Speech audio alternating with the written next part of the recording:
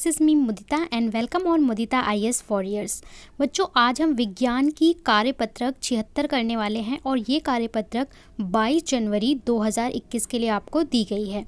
जैसे कि आपको पता है, हमारा पाठ चल रहा था हम बीमार क्यों पड़ते हैं विज्ञान में। तो इसमें आज हम विषय जो पढ़ेंगे वो है रोग फैलाने के साधन, यानी कि रोग फैलाने के लिए क्या क्या कारण है और क्या क्या साधन है, किसके जरिए रोग फैलते हैं। तो चलिए शुरू करते हैं। पहले पाठ को समझेंगे, उसके बाद सभी प्रश्नों को हल करेंगे। ज्ञान बोल रहे हैं, जिज्ञासा दीदी, हमने रोगों के बारे में जाना, लेकिन संक्रमण रोग कैसे फैलते हैं। आपको पता है रोग दो प्रकार के होते हैं, संक्रमण और असंक्रमण। तो संक्रमण रोग कैसे फैलते हैं वो ये पूछ रहे हैं। जिज्ञासा बोल रही हैं, ज्ञान, हम जानते हैं रोग संक्रामक एवं असंक्रामक होते हैं। संक्रामक और असंक्रामक का मतलब क्या होता है? संक्रामक मतलब जो एक व्यक्ति से दूसरे व्यक्ति में फैलते हैं, ठीक है, वो रोग जो एक व्यक्ति से दूसरे व्यक्ति में, एक स्वस्थ व्यक्ति में पहुंच जाते हैं एक बीमार व्यक्ति से। और असंक्रामक रोग वो होते हैं जो एक व्यक्ति से दूसरे व्यक्ति में नहीं फैलते। बहुत से सूक्ष्म जीव जो संक्रामक रोगों के कारक हैं, वह एक रोगी से स्वस्थ व्यक्ति तथा विभिन्न तरीके से फैलते हैं। देखिए, एक तो हो गया कि व्यक्ति से व्यक्ति में रोग फैलना, एक व्यक्ति से दूसरे व्यक्ति में रोग फैलना। दूसरा है, एक व्यक्ति है वो डायरेक्ट इस व्यक्ति के टच में नहीं आ रहा है, फिर भी रोग फैले, तो उसके लिए बहुत सारे कारक जिम्मेदार हैं। विभिन्न साधनों जैसे संक्रमित वायु, भोजन, जल द्वारा स्वस्थ व्यक्ति तक पहुंचता है। तो मैंने वही बोला कि एक व्यक्ति से दूसरे व्यक्ति में जाए, ऐसा ज़रूरी नहीं है कि वो टच में आए हों। और भी बहुत सारे साधन हैं, जैसे कि वायु, भोजन, जल से भी किसी व्यक्ति से दूसरे व्यक्ति में पहुंच सकता है। इनके संक्रमण का तरीका उनके फैलने की गति और क्षेत्र निर्धारित करता है। आज हम बेसिकली जो पढ़ने वाले हैं, जो मुख्य हमारा बिंदु रहेगा वो है संक्रामक संचारी रोगों के फैलने के साधन। क्या क्या साधन हैं जिनसे ये रोग फैलते हैं। संक्रामक रोग विभिन्न साधनों, तरीकों, माध्यमों। देखो, आपसे क्वेश्चन में कुछ भी पूछा जा सकता है कि साधन क्या है, तरीके क्या हैं या माध्यम क्या है, लेकिन आंसर आपका एक ही होगा, तो कंफ्यूज नहीं होना है। क्या क्या हो सकते हैं?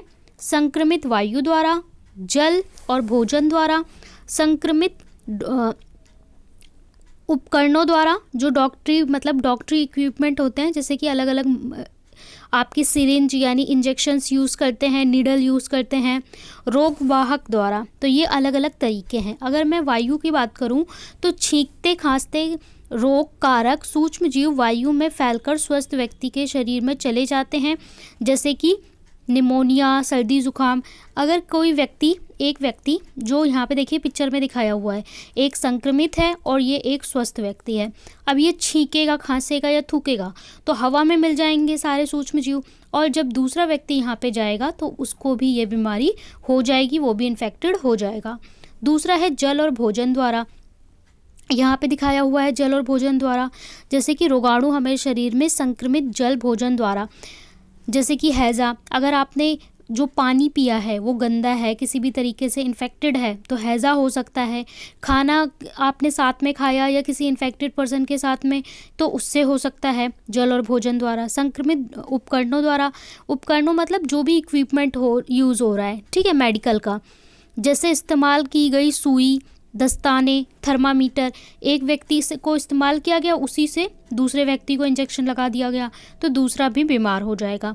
रोग वाहक, कुछ रोग ऐसे हैं जिसमें वाहकों के साथ माध्यम से, जैसे कि मच्छर आपको काटता है तो मच्छर के अंदर है वाहक, जो मेन वायरस है वो मच्छर के अंदर है, लेकिन उसने आपको काटा तो वो मच्छर क्या बन गया? वाहक बन गया और आपके अंदर आ गया जो वायरस था। जैसे कि कुत्ता, बिल्ली, बंदर आदि भी किसी भी प्रकार के जब काटते हैं तो उन्हें रोगग्रस्त कर सकते हैं, क्योंकि उनके अंदर कोई वायरस होगा तो ये वाहक बन जाएंगे और वो इंसान में आ जाएंगे, जैसे रेबीज, मलेरिया, डेंगू, ठीक है। और यहाँ पे ये आपको चित्र भी दिखाया हुआ है किस तरीके से एक संक्रमित व्यक्ति एक स्वस्थ व्यक्ति में रोग फैला सकता है। ये चित्र को आप समझने का प्रयास कीजिए। जानवरों के द्वारा, मच्छर, कीटाणु, इन सब के द्वारा, खाने या पानी के माध्यम से, पहने हुए कपड़े, ब्लैंकेट, इनके ज़रिए, खाने पीने के ज़रिए, ठीक है, हवा के ज़रिए और टच में आने के ज़रिए, यानी कि छू के, कांटेक्ट में आके, तो इस तरीके से फैल सकते हैं। इसके अलावा है लैंगिक संपर्क द्वारा, कि अगर किसी भी तरीके का संपर्क होता है तो हो सकते हैं, जैसे कि एड्स आदि रोग संक्रमित व्यक्ति से स्वस्थ व्यक्ति में होते हैं, लैंगिक संपर्क में आने से होते हैं। इसके बाद है संक्रमित व्यक्ति द्वारा इस्तेमाल की गई वस्तुओं का स्वस्थ व्यक्ति द्वारा इस्तेमाल किया जाना। एक व्यक्ति जो बीमार है वो जो खाना खा रहा है उसके साथ खाना खाना, उसके कपड़े शेयर करना, तो ये सारे बीमारी हो सकती हैं, जैसे त्वचा रोग। ठीक है, ये इसका उदाहरण है। अब आपको एक बीमारी के बारे में विशेष रूप से पढ़ाया जा रहा है, एड्स के बारे में। एड्स क्या होता है? सबसे पहले एड्स का फुल फॉर्म क्या है? Acquired immuno deficiency syndrome. Acquired immuno deficiency syndrome इसका फुल फॉर्म है। ठीक है, तो इसका मतलब क्या होता है? ये एक्चुअल में ये बीमारी क्या करती है? ये इंसान का इम्यून सिस्टम बहुत ही कमज़ोर कर देती है, जो रोग से लड़ने की आपकी क्षमता है उसे बहुत ज़्यादा कमज़ोर कर देती है।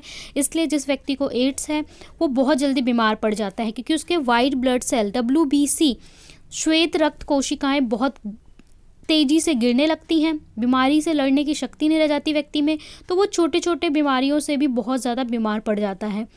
अगर कारक पूछें तो रेट्रोवायरस यानी HIV इसका मुख्य कारक है, और HIV का फुल फॉर्म होता है ह्यूमन डेफिशिएंसी इम्यूनो वायरस, और ये एक वायरस जनित बीमारी है। संचरण का कारण अगर बोलें, लैंगिक संपर्क हो सकता है, रक्त संक्रमण यानी एक व्यक्ति का अगर रक्त दूसरे को चढ़ा दिया जाए जिसको HIV है तो दूसरे को भी हो जाएगा। संक्रमित इंजेक्शन या ब्लेड के प्रयोग से द्वारा, ठीक है, किसी को वही नीडल लगाई गई है वही आपको लगा दी जाए या किसी दूसरे व्यक्ति को। और दूसरा, माँ से बच्चे में भी आ सकता है, अगर कोई प्रेग्नेंट है तो, गर्भवती महिला है तो न्यूबॉर्न बेबी में भी होने का बहुत ज़्यादा चांस रहता है।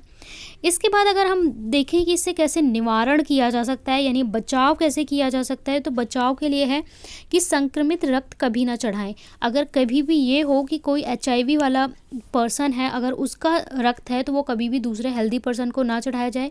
हमेशा रक्त स्थानांतरण से पहले जांच की जाए कि जिसका भी रक्त किसी को चढ़ाने के लिए हॉस्पिटल में दिया जा रहा है वो HIV पॉजिटिव है या नहीं है।